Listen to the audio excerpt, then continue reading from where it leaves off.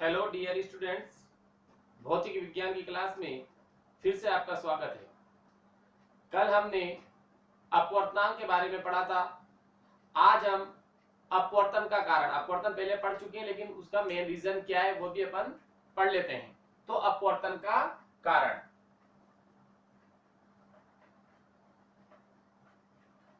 अपवर्तन का कारण मतलब अपवर्तन का क्या रीजन है, क्यों होता है अपवर्तन, उसके बारे में हम पढ़ रहे हैं। अपवर्तन हमने पढ़ा है, जब प्रकाश किरण एक माध्यम से दूसरे माध्यम में प्रवेश करती है तो अपने मूल पथ से विचलित हो जाती है। इसे हम क्या कहते हैं, प्रकाश का अपवर्तन। अब अपवर्तन होता क्यों है? जब प्रकाश किरण भिन्न भिन्न माध्यमों में, प्रकाश किरण जो होती है, प्रकाश किरण का अलग अलग माध्यमों में वेग अलग अलग होता है और वेग के इस अंतर के कारण ही प्रकाश किरण का अपवर्तन होता है। मतलब क्या हो गया, प्रकाश किरण का भिन्न भिन्न माध्यमों में, भाई पहला माध्यम अलग है दूसरा माध्यम अलग है, तो प्रकाश किरण का भिन्न भिन्न माध्यमों में वेग भिन्न भिन्न होता है। इस वेग में इस अंतर के कारण ही प्रकाश किरण का अपवर्तन होता है। तो इसका मेन रीजन यही है। वही जब प्रकाश किरण विरल माध्यम से सघन माध्यम में प्रवेश करती है तो प्रकाश किरण का वेग क्या हो जाता है, कम हो जाता है और फलस्वरूप वो अभिलंब की ओर झुक जाती है। और जब यदि प्रकाश किरण सघन माध्यम से विरल माध्यम में प्रवेश करती है तो प्रकाश किरण का वेग बढ़ जाता है और वो अभिलंब से दूर हट जाती है। देखो इसी को हम देख रहे हैं आज, अपवर्तन का कारण। तो लिख सकते हैं प्रकाश किरण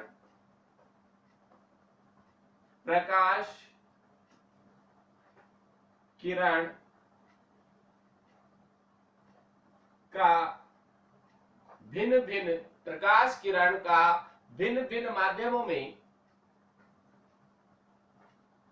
भिन्न प्रकाश किरण का भिन्न भिन्न माध्यमों में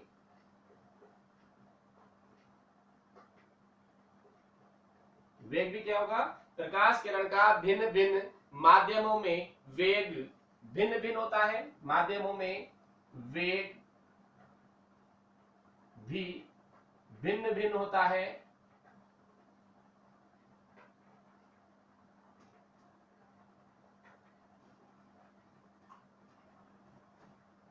प्रकाश किरण का भिन्न भिन्न माध्यमों में वेग भी भिन्न भिन्न होता है। वेग में इस अंतर के कारण ही, वेग में इस अंतर के कारण ही प्रकाश किरण का अपवर्तन होता है।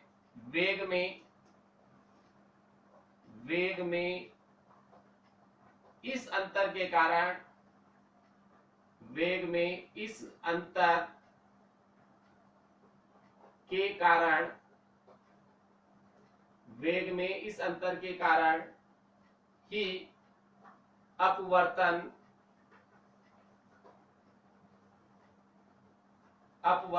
होता है।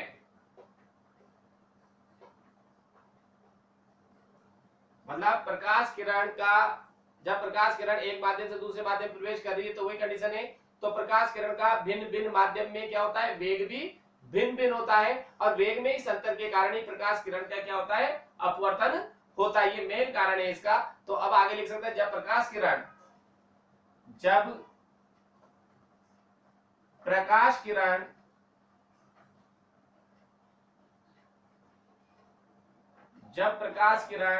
विरल माध्यम से सघन माध्यम में प्रवेश करती है, जब प्रकाश किरण विरल माध्यम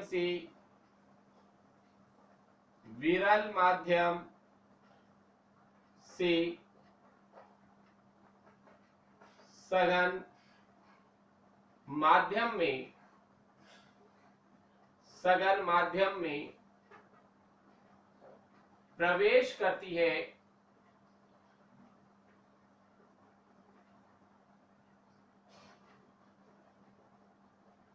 जब प्रकाश किरण विरल माध्यम से सघन माध्यम में प्रवेश करती है तो प्रकाश किरण का वेग कम हो जाता है, करती है तो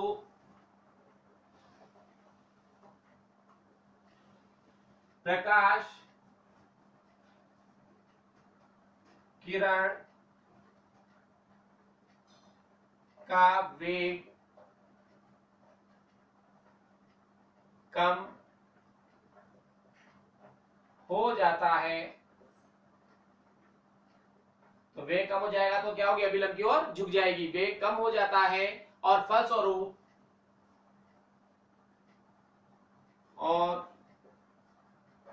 फलस्वरूप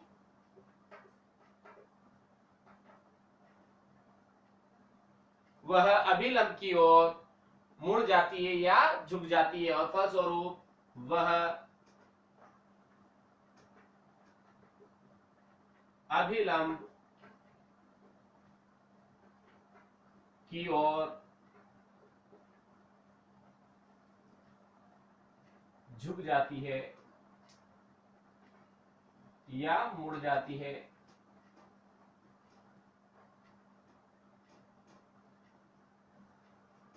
मतलब जब प्रकाश किरण विरल माध्यम से सघन माध्यम में प्रवेश करती है तो प्रकाश किरण का वेग कम हो जाता है, फलस्वरूप वो अभिलंब की ओर झुक जाती है। जैसे प्रकाश किरण, जैसे कोई माध्यम है और ये यहाँ पर हमारे पास वायु है और यहाँ पर क्या है, जल है, तो ये हो गया आपके पास विरल माध्यम और ये हो गया सघन माध्यम। जब प्रकाश किरण विरल माध्यम से सघन माध्यम में आएगी तो यहाँ पर तो विरल माध्यम चल रहा है, तो यहाँ पर क्या होगा, वेग ज्यादा है, और जैसे ही ये इस जल के अंदर प्रवेश करेगी तो उसका वेग क्या हो जाएगा, कम, और वेग कम होते ही जिस गति से चली उस गति से जाकर कम हो जाएगी, तो ये अभिलंब की ओर झुक जाती है। ये पहली कंडीशन अपन इसमें लिख सकते हैं। तो अभिलंब की ओर झुक जाती है या मुड़ जाती है, मतलब ये हो गया, यदि, इसको अपन इस प्रकार से समझ सकते हैं, यदि V1 is greater than V2, अगर माध्यम एक का वेग माध्यम दो के वेग से ज्यादा है तो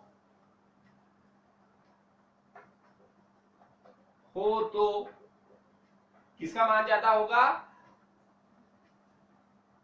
वेग इसका ज्यादा है तो पहले माध्यम का ही कोण ज्यादा होगा, मतलब R is less than I, मतलब अपवर्तन कोण का मान आपतन कोण से कम होगा।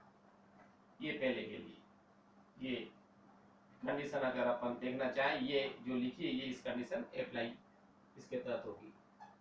मतलब यदि पहले माध्यम का वेग ज्यादा है किससे, दूसरे माध्यम से, तो दूसरे माध्यम का अपवर्तन कोण पहले माध्यम के आपतन कोण से क्या होगा, कम होगा। दूसरी, ये तो लिख लिया मैंने, जब प्रकाश किरण विरल माध्यम से सघन माध्यम में आ रही हो। नेक्स्ट, जब प्रकाश किरण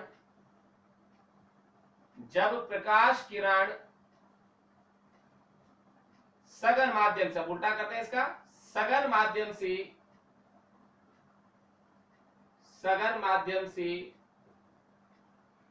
विरल, सघन माध्यम से विरल माध्यम में प्रवेश करती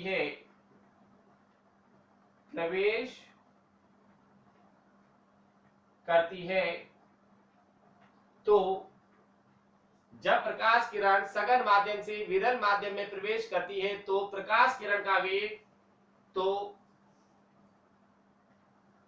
प्रकाश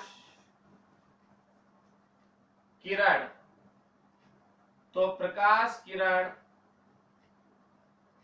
का वेग अधिक, प्रकाश किरण का वेग अधिक, पहले कम था अब क्या हो गया, अधिक हो जाता है और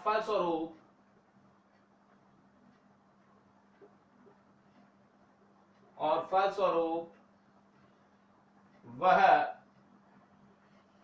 अभिलंब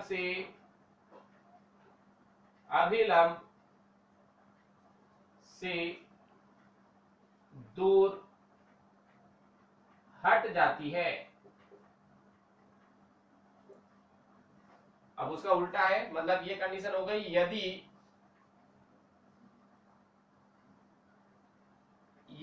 V1 is less than V2, माध्यम पहला जो माध्यम है उसका वेग क्या है, कम है, किसे, माध्यम दो से हो, तो R is greater than I, मतलब अपवर्तन कोण का मान आपतन कोण से क्या होगा, ज्यादा होगा। मतलब ये कंडीशन है। अब जो है पहला माध्यम अपन ले रहे हैं जल, प्रकाश किरण ये ले लो, ये जल ये ले लो, कुछ भी, ये जल है पहला माध्यम। जल से प्रकाश किरण चल रही है और ये अभिलंब से यहाँ पर वेग क्या है, इसका वेग कम है, और दूसरे माध्यम वायु है, इसका वेग अधिक है, तो ये अभिलंब से दूर हट जाएगी।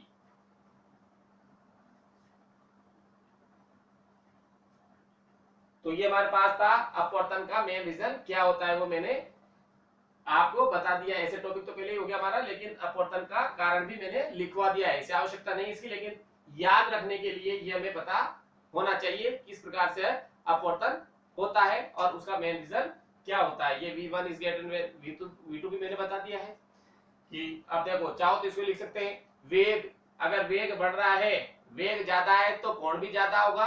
अगर इसको नोट लगा के अपन लिखे तो ये भी लिख लें, मतलब इसमें क्या स्थिति क्लियर हो रही है वो भी देख सकते हैं ध्यान से। वेग यदि अधिक है, मतलब वेग अधिक है, ये एरो अब जा रहा है, वेग अधिक है तो कोण भी क्या होगा, कोण भी अधिक होगा, बढ़ेगा। मतलब वेग ज्यादा है तो कोण का मान भी ज्यादा रहेगा। और ये पहली में जो लिया था, दूसरी कंडीशन में वेग यदि कम है, क्या है, वेग का मान कम है तो कोण भी क्या रहेगा, कोण का मान भी क्या रहेगा, कम रहेगा। मतलब इसमें ये स्पष्ट हो रहा है, वेग अधिक है तो कोण भी अधिक होगा, और वेग कम है तो कोण भी अधिक होगा। यहां पर देखें हम, ये पहली कंडीशन, ये पहले माध्यम का वेग अधिक है तो पहले माध्यम में क्या बनेगा, आपतन कोण, तो पहले माध्यम का आपतन कोण भी ज्यादा होगा। दूसरे माध्यम का वेग कम है तो उसका अपवर्तन कोण भी कम रहेगा, पहली कंडीशन। दूसरी में चले हम, वेग कम है, पहले माध्यम का वेग कम है तो पहले माध्यम का आपतन कोण का मान भी कम है। दूसरे माध्यम का वेग अधिक है तो दूसरे माध्यम में बनता है अपवर्तन कोण, तो अपवर्तन कोण का मान भी ज्यादा है, जो कि यहाँ स्पष्ट हो रहा है, मैंने नोट में लिख दिया। अगर वेग का मान ज्यादा होगा, पहले माध्यम का वेग ज्यादा होगा तो उस माध्यम का कोण भी ज्यादा होगा, और यदि वेग कम है तो उस माध्यम का कोण भी कम होगा। ये हमने अपवर्तन का कारण देख लिया है। अपवर्तन का मेन कारण तो क्या है कि प्रकाश किरण भिन्न भिन्न माध्यमों में, प्रकाश किरण जो होती है वो अलग अलग माध्यमों से होकर गुजरती है, तो भिन्न भिन्न माध्यमों में उसका वेग भी भिन्न भिन्न होता है, और वेग में इस अंतर के कारण ही अपवर्तन होता है। अब जो अपवर्तन के से संबंधित घटना पढ़ेंगे वहां पर ये चीज हमें, ये जो कंडीशन लिखी है मैंने अपवर्तन का कारण इस वजह से लिखा है, वो हमारे वहां आगे सब जगह काम आने वाला है। तो अगला टॉपिक हम ले रहे हैं अभी से रिलेटेड, अपवर्तन, प्रकाश के अपवर्तन से संबंधित घटना। हाँ, प्रकाश के अपवर्तन से संबंधित घटना। तो हम ले रहे हैं अब प्रकाश के अपवर्तन से संबंधित घटना। तो ये हो गया हमारे पास अगला टॉपिक, प्रकाश के अपवर्तन से संबंधित घटना। जो कारण लिखा है वो कारण सब जगह इन घटनाओं में काम आएगा। तो देखते हैं हम, प्रकाश के अपवर्तन से संबंधित घटना। प्रकाश के अपवर्तन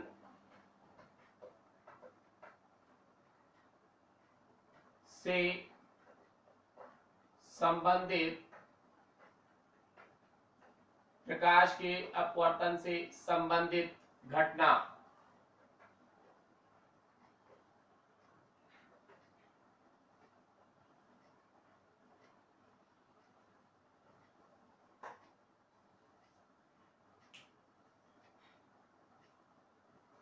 phenomena related to refraction of light.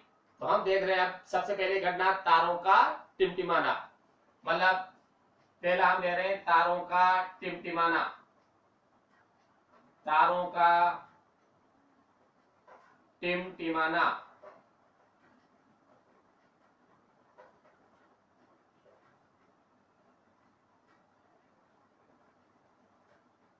मतलब तारे में टिमटिमाते हुए नजर क्यों आते हैं। हमने देखा होगा रात्रि के समय तारे टिमटिमाते हुए नजर आते हैं, वो क्यों आते हैं, ट्विंकलिंग ऑफ स्टार्स, मतलब ये हमें चमकते हुए या टिमटिमाते हुए नजर क्यों आते हैं, ये पढ़ने जा रहे हैं अब हम। तो तारों का टिमटिमाना, पहला इससे संबंधित जो घटना है, पहली घटना ले रहे हैं तारों का टिमटिमाना।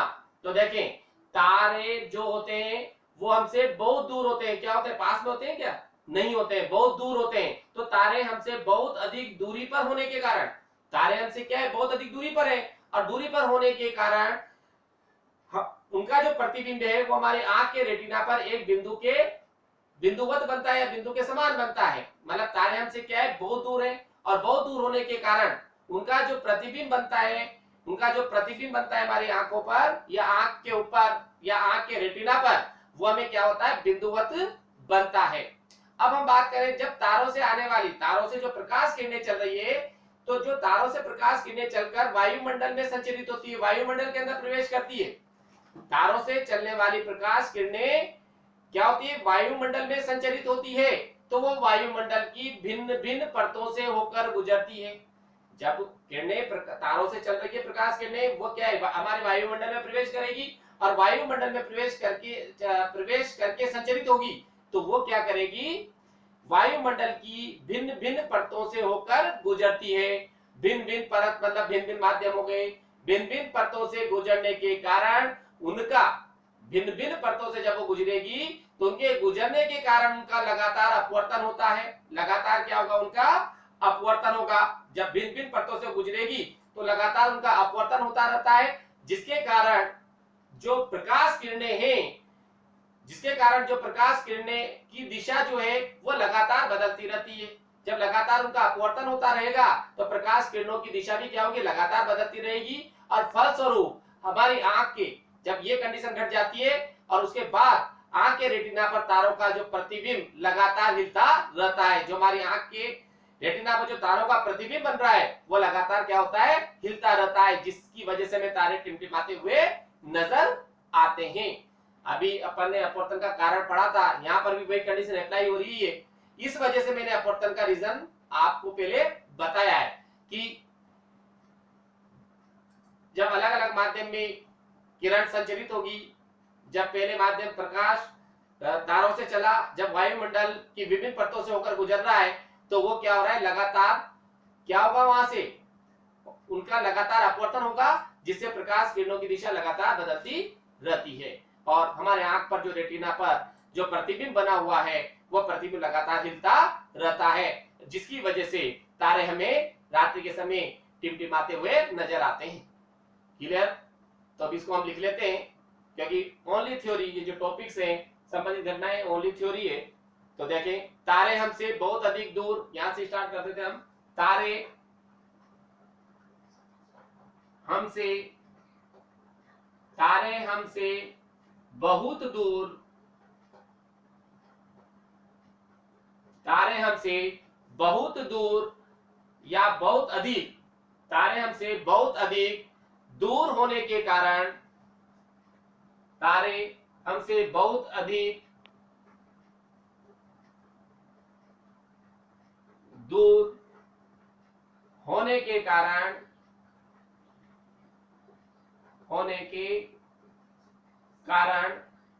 तारे हमसे बहुत अधिक दूर होने के कारण उनका प्रतिबिंब, तारे हमसे बहुत अधिक दूर होने के कारण उनका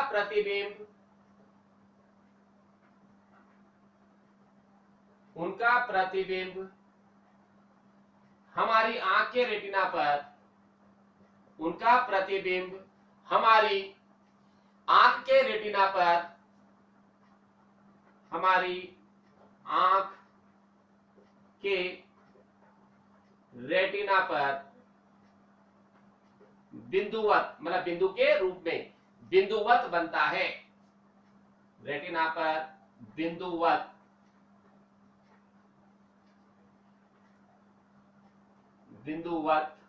बनता है। जो स्टार्स हैं वह हमसे बहुत अधिक दूरी पर होते हैं आकाश के अंदर, तो बहुत ज्यादा दूरी होने के कारण जब उनका प्रतिबिंब बनता है और हमारी आंख के ऊपर, तो हमें बिंदु के समान नजर आता है, मतलब बिंदुवत बनता है। अब बात करें जब स्टार से, तो वहां से चलने वाली प्रकाश किरणें, जो अभी समझाया मैंने, तो जब तारों से आने वाली प्रकाश किरणें, जब तारों से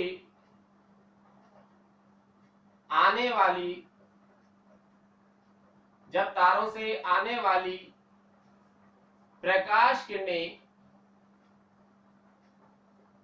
जब तारों से आने वाली प्रकाश किरणें वायुमंडल जब तारों से आने वाली प्रकाश किरणें वायुमंडल में संचरित होती है,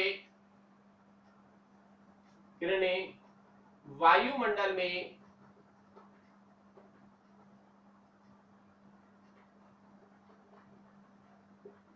संचरित होती है,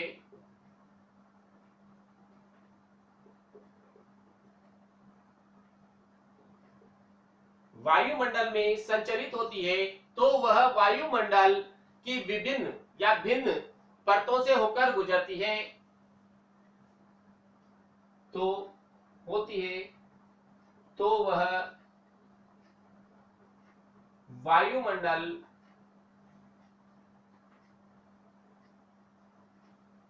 वायुमंडल की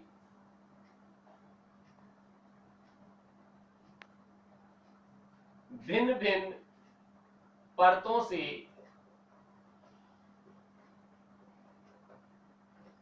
होकर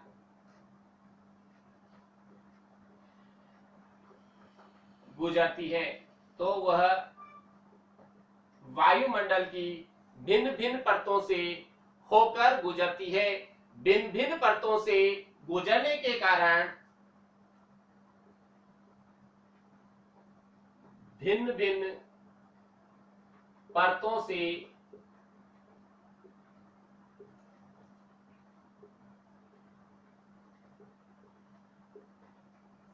गुजरने के कारण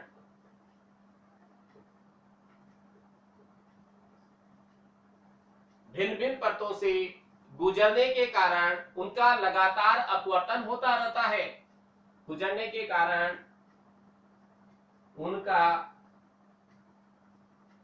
लगातार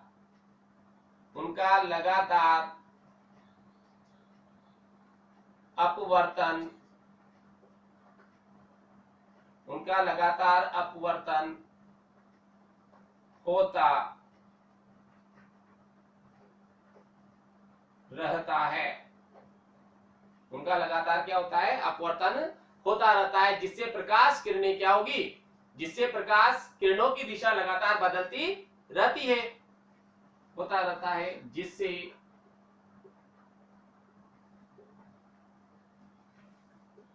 प्रकाश किरणों की दिशा लगातार बदलती रहती है, लगातार बदलती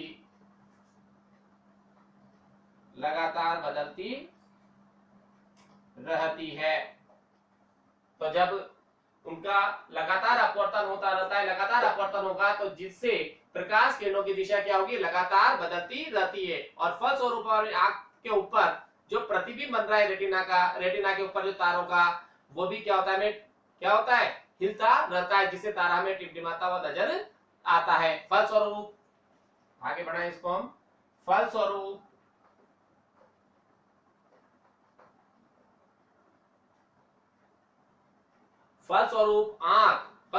आंख के रेटिना पर फलस्वरूप आंख के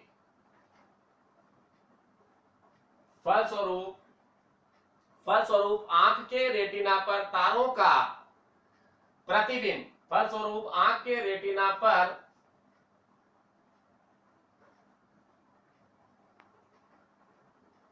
तारों का प्रतिबिंब क्या होगा? हिलता रहेगा। तारों का प्रतिबिंब लगातार हिलता रहता है, प्रतिबिंब लगातार हिलता रहता है, लगातार हिलता रहता है, तो उसे क्या होगा? और तारे टिमटिमाते हुए दिखाई देते हैं। लगातार हिलता रहता है और तारे टिमटिमाते टिमटिमाते हुए नजर आते हैं या टिमटिमाते हुए दिखाई देते हैं, और तारे टिमटिमाते हुए दिखाई देते हैं।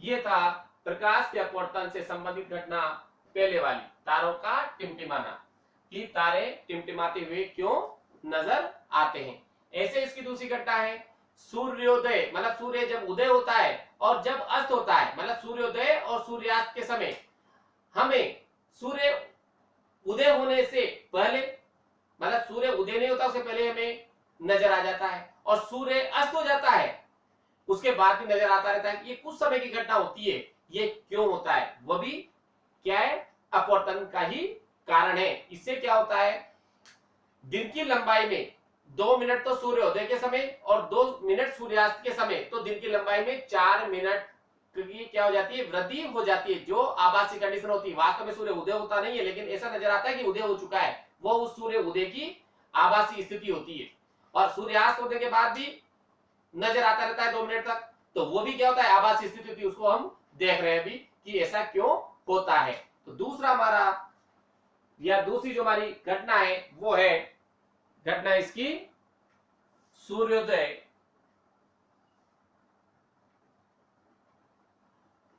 सूर्य उदय के समय, मतलब सूर्योदय तथा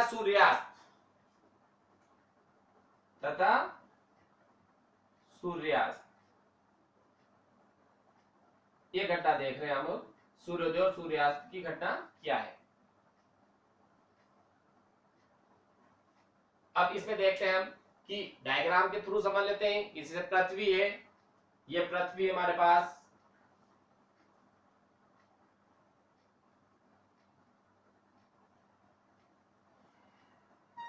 ये पृथ्वी है,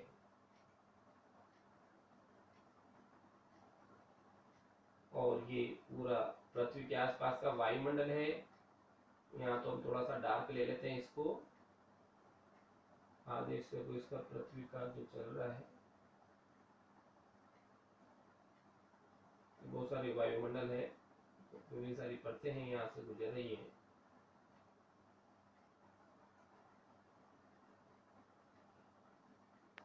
चारों ओर है, अपन ने केवल आधा बनाया है। अब देखो यहाँ बहुत सारी परतें गुजर रही है, यहाँ से ये वायुमंडल की बहुत सारी विभिन्न परतें, पहली परत, ये बहुत सारी परतें हैं इसके, हमारे पृथ्वी के चारों ओर का वायुमंडल है। ये जितना बना उतना ही कम है, जितना भी बनाया जा सकता है, हमारे पृथ्वी के चारों ओर का वायुमंडल। अब हम देखते हैं यहाँ पर ये पृथ्वी का क्षितिज हो गया, मतलब एक पर्टिकुलर स्थान, ये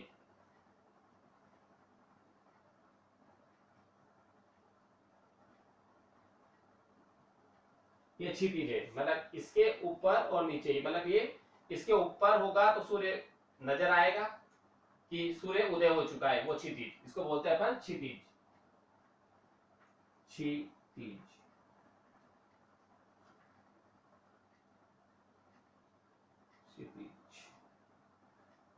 ये सीधी रेखा हो गई। अब हम बात कर रहे हैं, ये तो हमारे पास पृथ्वी हो गई, ये पृथ्वी का आसपास का एरिया हो गया, क्षितिज आ गया हमारे पास। अब मैं बोल रहा हूं कि सूर्य उदय होने की घटना, मतलब सूर्य उदय नहीं होता है, तो सपोज ये सूर्य है और सूर्य को ले रहे हैं अपन, ये सूर्य यहाँ पर है, मतलब क्षितिज से नीचे है ये सूर्य, तो नजर कब आएगा, जब ऊपर आएगा। ये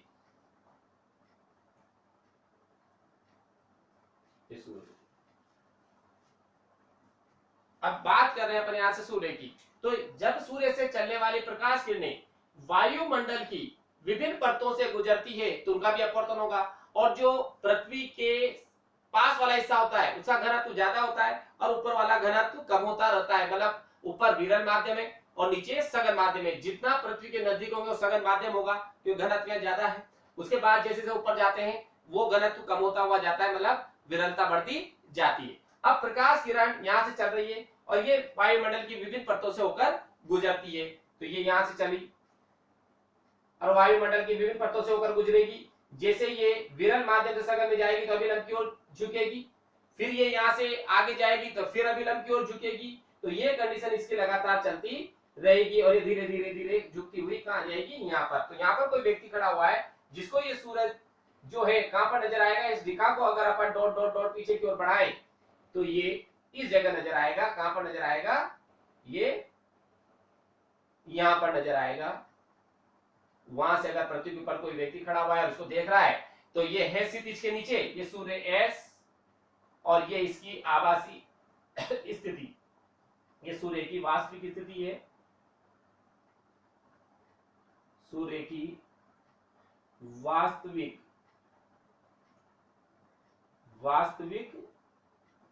स्थिति, और ये है हमारे पास सूर्य की आभासी स्थिति।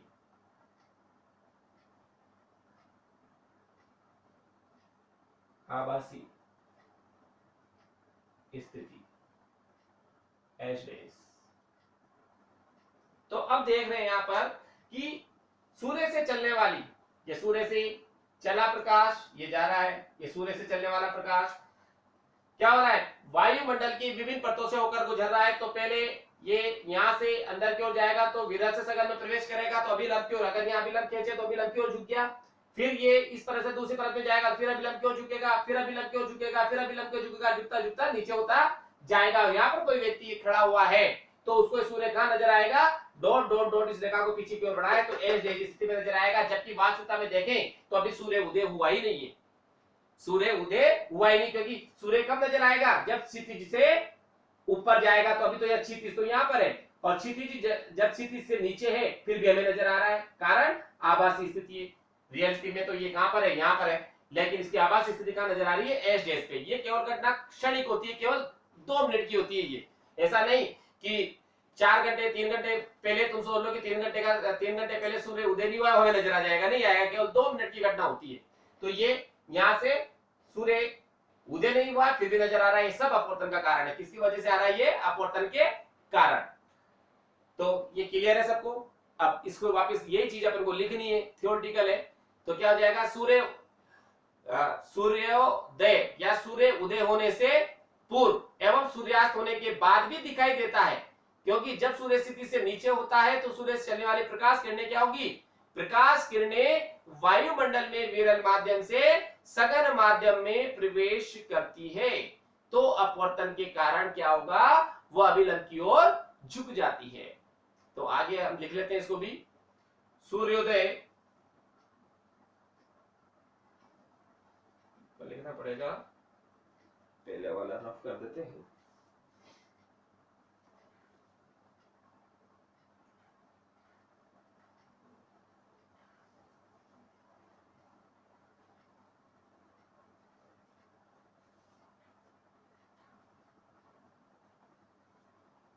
चलिए हमारे पास देखो, सूर्योदय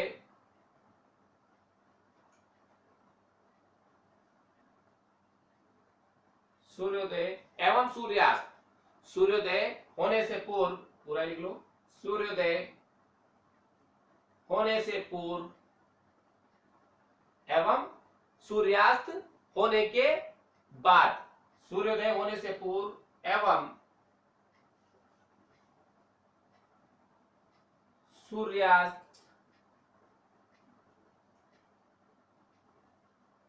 होने के बाद भी क्या होता है, सूर्योदय उदय, सूर्य मतलब उदय होने से पूर्व, सूर्योदय होने से पूर्व एवं सूर्यास्त होने के बाद भी दिखाई देता है, बाद भी दिखाई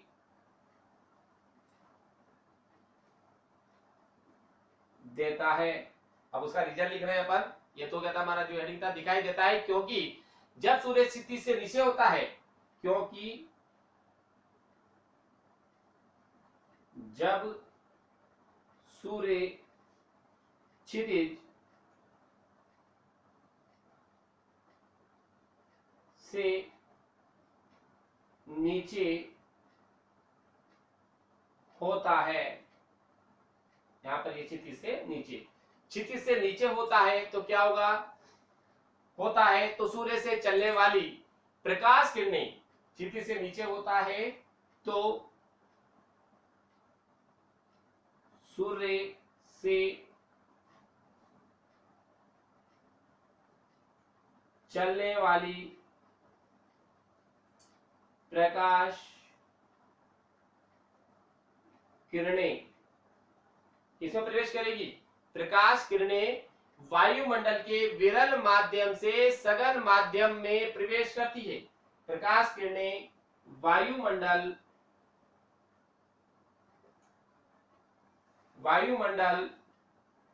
के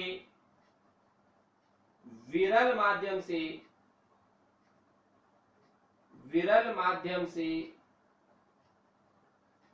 सघन माध्यम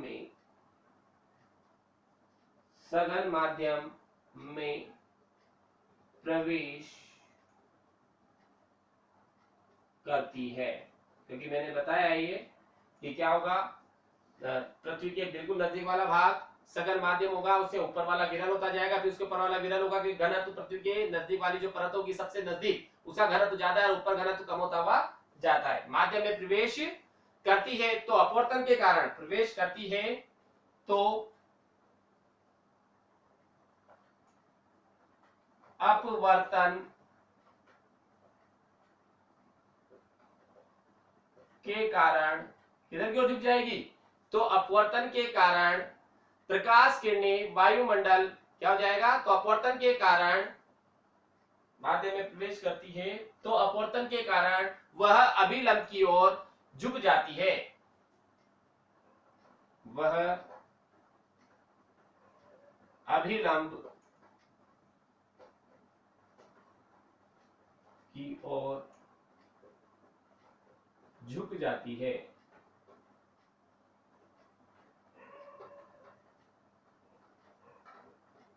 अभिलंब की ओर झुक जाती है तो क्या होगा इसे, और हमें सूर्य क्या होता है, क्षितिज से नीचे होते हुए भी क्षितिज के ऊपर उठा हुआ नजर आता है। अभिलंब की ओर झुक जाती है जिससे, या झुक जाती है और हमें सूर्य क्षितिज से नीचे होते हुए भी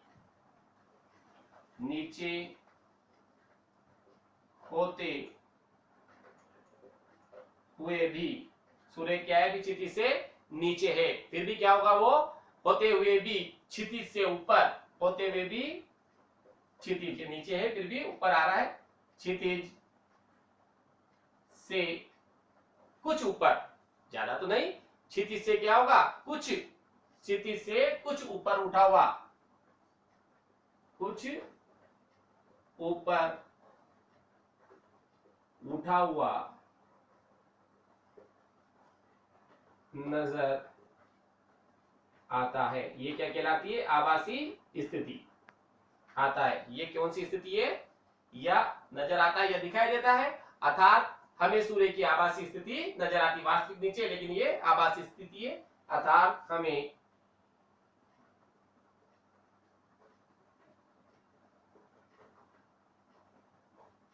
सूर्य की आभासी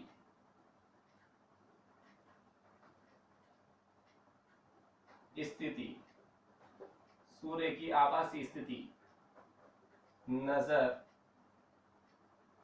आती है या दिखाई नजर आती है।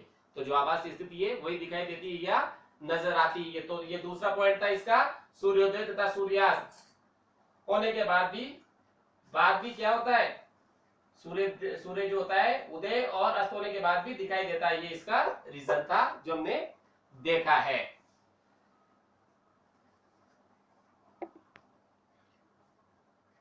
ये 2 पॉइंट और ये हमारा अब 3rd पॉइंट। तो 2 पॉइंट के बाद अब तीसरा पॉइंट लेंगे हम, इसका संबंधी जो घटना है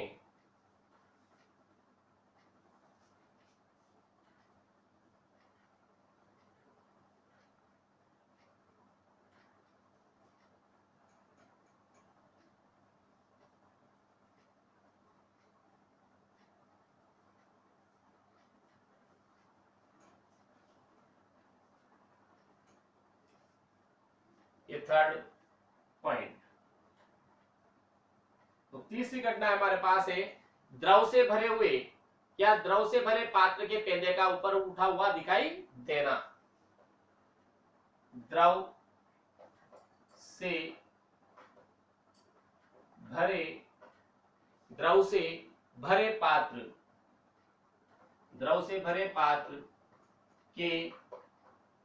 के पेंदे का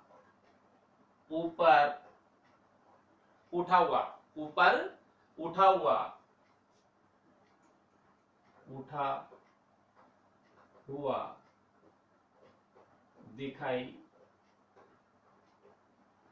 देना।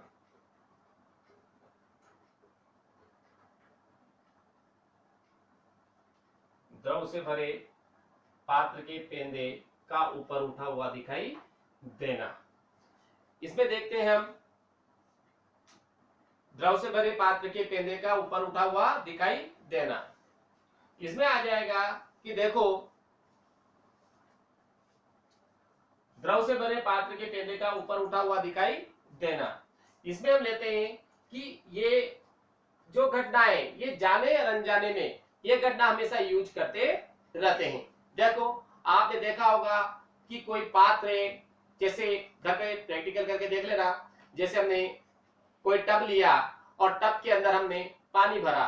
टब में पानी भरने के बाद जब हम देखते हैं तो उस टब की गहराई हमें कम नजर आती है।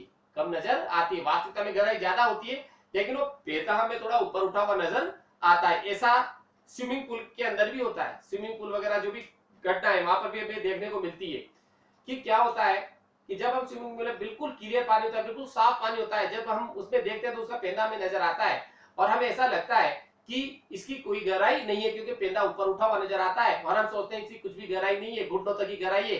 लेकिन जब स्विमिंग पूल के अंदर उतरा जाता है तो पता लगता है गहराई कितनी है, उसके अंदर पूरे ही डूब जाते हैं। लेकिन बाहर से देखने पे ऐसा लगता है किसी कुछ भी गहराई नहीं है और हम इजीली अगर उसके अंदर उतरने की कोशिश करें तो गहराई ज्यादा होती है। ये हमें धोखा हो जाता है कितनी बार। तो ये कंडीशन है। या घर के अंदर देखना, कोई गिलास लेना, गिलास के अंदर सिक्का डाल देना, वास्तव में गहराई ज्यादा भी लेकिन सिक्का कुछ ऊपर उठा हुआ नजर आएगा। ये सब जो घटनाएं हैं ये सब घटनाएं अपवर्तन के कारण ही होती है, जो घटनाएं अपन देख रहे हैं। तो अब जो घटना अपन स्टार्ट करिए वो करिए द्रव से भरे पात्र के पेंदे का ऊपर उठा हुआ दिखाई देना।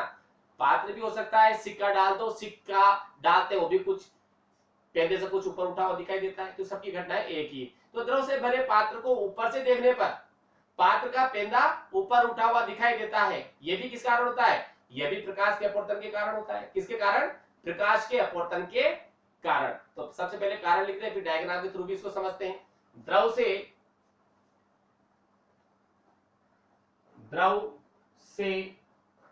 भरे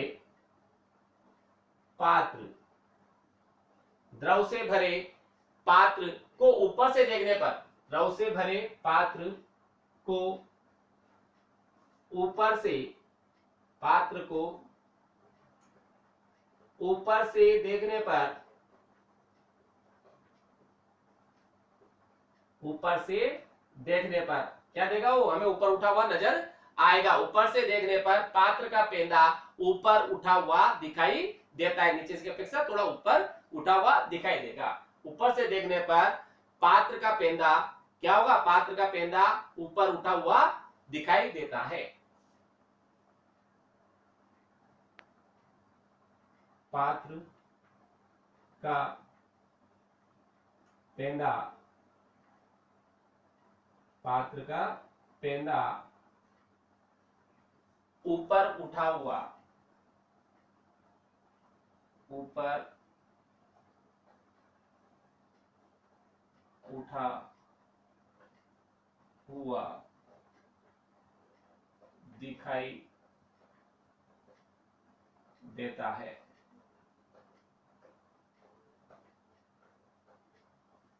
द्रव से भरे पात्र को ऊपर से देखने पर, द्रव से भरे पात्र को ऊपर से देखने पर पात्र का पेंदा ऊपर उठा हुआ दिखाई देता है। क्यों? ये प्रकाश के अपवर्तन के कारण होता है। ये भी क्या होता है? यह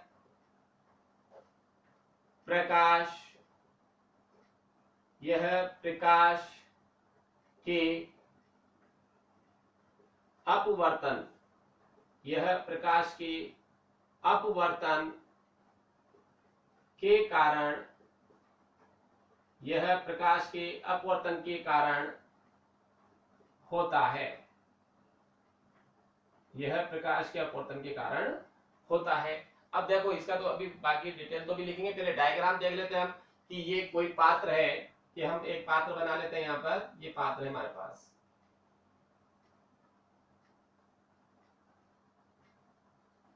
ये पात्र ले लिया हमने, एक थोड़ा बड़ा बना ले, सब स्पष्ट नजर आ जाएगा। ये पात्र ले लिया, ये पात्र है।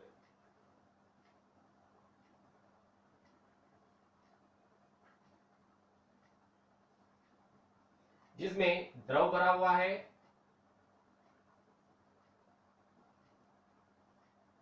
इस पात्र में ये द्रव भरा हुआ है।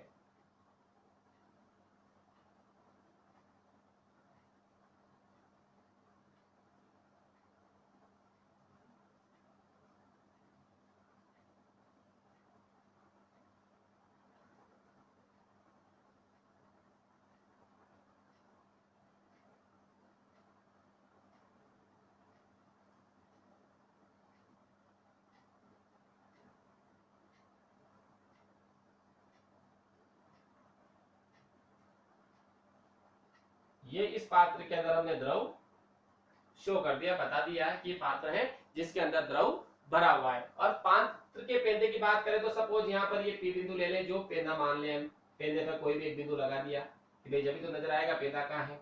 ये बिंदु पी ले लेते हैं यहाँ पर, ये इसकी वास्तविक स्थिति ले रहे हैं। ये पी कौन सी स्थिति है?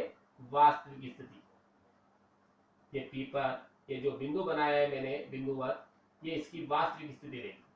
अब इस पेंदे को देखें हम तो इससे चलने वाली प्रकाश किरणें, इस पेंदे से देखें तो प्रकाश किरणें, ये तो पानी हो गया बाहर, वायु हो गई, तो ये तो हो गया सघन माध्यम, बाहर हो गया विरल माध्यम।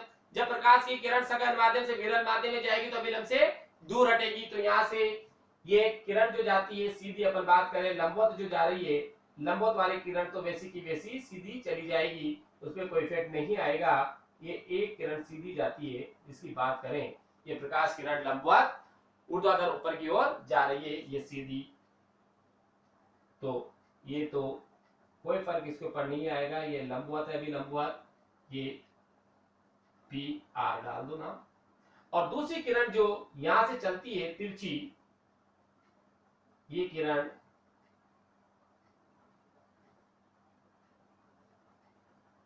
यहां से चल रही है इस बिंदु पी से, तो ये हो गया हमारे पास अभिलंब। ये ले लिया हमने अभिलंब, यहां पर ये अभिलंब,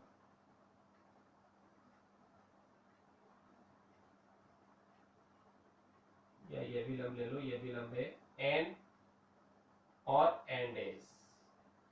अब देखें जो प्रकाश किरण यहां से जा रही है सिक्के से, सॉरी सिक्का क्या, इसके पेंदे पे जो बिंदु पी ले रहा है, यहां से चलने वाली प्रकाश किरण ये सघन माध्यम में चल रही है, और यहाँ पर आकर ये माध्यम हो गया बार, ये बार वाला माध्यम आने वाला है। ये तो कौन सा माध्यम है? सघन माध्यम, विरल माध्यम।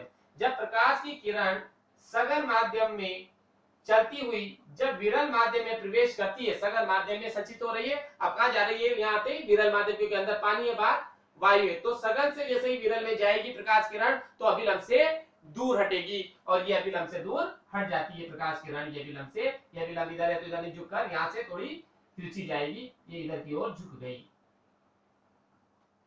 ये प्रकाश किरण ये अभिलंब से दूर हट गई, क्योंकि ये कोण आई है आपतन कोण, तो ये कोण आर है अपवर्तन कोण, ये आर का मान बढ़ गया यहाँ पर क्योंकि अभिलंब से दूर हट गई। अब ये आपतित किरण, ये दोनों जो किरणें इनको अपन पीछे की ओर, ये किरण तो यही है, अब इस किरण को मैं अगर डॉट डॉट डॉट पीछे की ओर बढ़ाऊं, इस किरण को डॉट डॉट डॉट में पीछे की ओर बढ़ाऊं, तो ये पेंदा जो यहाँ था, ये पेंदा मुझे यहाँ पर नजर आता है पी डैश पर, जो इसकी आभासी स्थिति होगी। कौन सी स्थिति होगी? आभासी स्थिति, ये पी डैश। तो जो पेंदा यहाँ पर था नीचे, ये कहां पर नजर आएगा मुझे देखने पर? इस पी डैश वाले स्थान पर नजर आएगा। तो ये पी एस तो अपने पास आपतित किरण हो गई, पीपी अपवर्तित किरण हो गई और इसको डॉट डॉट पीछे बढ़ाया तो पीडेस पर मिल गया, तो ये वास्तविक स्थिति और पीडेस पेंदे की आभासी स्थिति। तो ये हमारे पास कंडीशन से। तो अब इस थ्योरी को हम लिख लेते हैं, जो हमने बनाया है इसी को थ्योरी में अपन को लिखना है। तो देखें ये क्लियर है सबको। ये पेंदा था, पेंदे से प्रकाश किरण चल रही है और जैसे ही सघन माध्यम से पानी से बाहर निकलेगी तो सघन से विरल में जाएगी तो अभिलंब से दूर हटेगी और ये एस टी डायरेक्शन में जाती है और इसको डॉट और एस टी को अपन पीछे की ओर बढ़ाते हैं तो बिंदु पी डैश से आती हुई प्रतीत होती, मतलब पेंदा पी पर न होकर पी डैश पे नजर आएगा, इतना उठा हुआ नजर आएगा। ये हमारे पास था ये। अब इसको हम देख लेते हैं, लिख ले वापिस वही। माना कि एक पात्र है, वो तो थ्योरी लिखनी है रचना में। माना कि एक पात्र के पेंदे में बिंब पी है, मतलब एक बिंब मान रहे हैं, तो लिख लो माना कि जो डायग्राम बनाया उसी को लिखना है। माना कि एक पात्र, माना कि एक पात्र के पेंदे में, एक पात्र के पेंदे, एक पात्र के पेंदे में बिंब पी, पात्र के पेंदे में बिंब पी, बिंब मतलब वस्तु जो मान लिया, बिंब पी, बिंब पी है। जब इस पात्र में पानी या द्रव भर दिया जाता है, बिंब पी है। ये कब है? जब पानी नहीं भरा हुआ है। माना कि एक पात्र के पेंदे में बिंब पी है जब इस पात्र में, जब इस पात्र में द्रव भर दिया जाता है, जब इस पात्र में द्रव भर दिया जाता है तब, यहां से चलने वाले प्रकाश के बारे में बात करेंगे, तब पी पी डेज आर, तब पी पी डेज आर भर दिया जाता है, तब पी पी डेज आर किरण अभिलंबवत अपवर्तित होती है। तब पी पी डेज आर किरण, ये पहली किरण थी, किरण अभिलंबवत,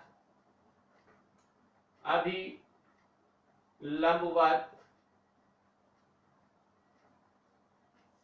अपवर्तित, अभिलंबवत अपवर्तित होती है। ये तो जो अभिलंबवत थी वो वाली किरण है। दूसरी ये जा रही है अभिलंब, अभिलंबवत अपवर्तित होती है जबकि किरण पीएस, जबकि किरण पीएस सघन माध्यम से कौन से विरल माध्यम में प्रवेश करती है तो अभिलंब से दूर हट जाती है। जबकि किरण, ये वाली किरण, किरण पीएस सघन माध्यम से, सघन माध्यम से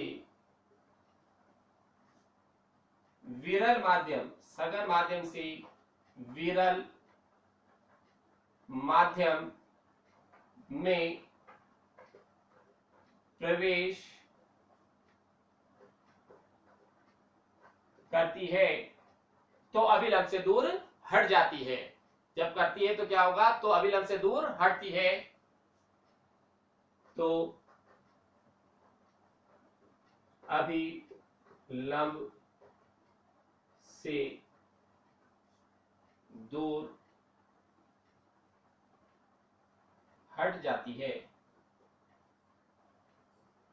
यह अभिलंब से दूर हट रही है और कौन सी डायरेक्शन में चल रही है? एस टी दिशा में गतिमान होती है। कौन सी? एवं एस टी दिशा में गमन करती है, एवं एस टी, ये वाली डायरेक्शन, एस टी दिशा में गमन करती है। एस टी दिशा में क्या कर रही है? गमन करती है।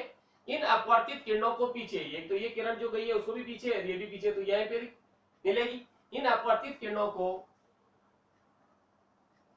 इन अपवर्तित किरणों को, इन अपवर्तित किरणों को पीछे की ओर बढ़ाने पर इन अपवर्तित किरणों को, जो अपवर्तित किरणें हैं इनको पीछे की ओर बढ़ाने पर कहां से आती हुई प्रतीत होती है? ये पी डैश से बढ़ाने पर यह पी डैश से आती हुई प्रतीत होती है। पी डैश से आती हुई प्रतीत होती है, मतलब ऐसी लग रही है ये कि ये जो पेंदा यहाँ था, पी से जो किरणें चल रही थी कहां से चल रही है? पी डैश से, मतलब पेंदा पी की जगह पी डैश पर नजर आएगा। तो क्या हो गया? आती हुई प्रतीत होती है। इस प्रकार पात्र का तल जो कहां पर था? पी पर था, वह कहां नजर आएगा? पी डैश पर दिखाई देता है। अतः पात्र का तल, अतः पात्र का जो तल है कहां पर नजर आएगा हमें? अतः पात्र का तल जो पहले पी पर था, अतः पात्र का तल जो पहले पी पर था वह अब पी डैश पर नजर आएगा। वह अब पी डैश पर दिखाई देगा या नजर आएगा पर दिखाई देगा।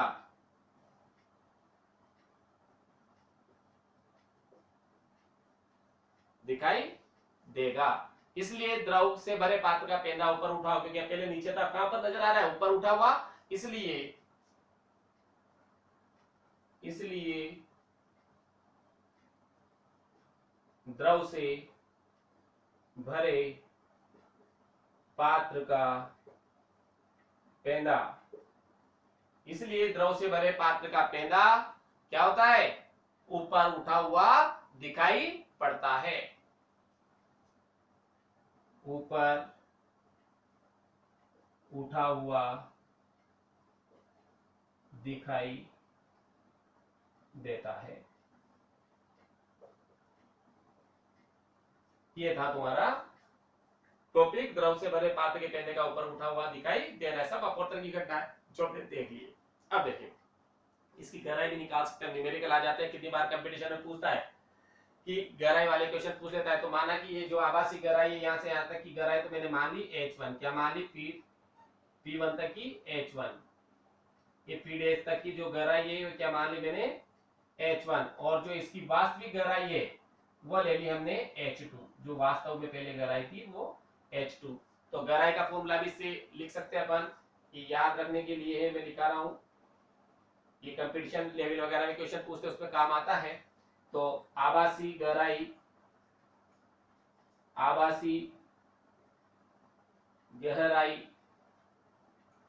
क्या हो गई? आभासी गहराई क्या हो जाएगी? आभासी गहराई बराबर वास्तविक गहराई बटे अपवर्तनांक। वास्तविक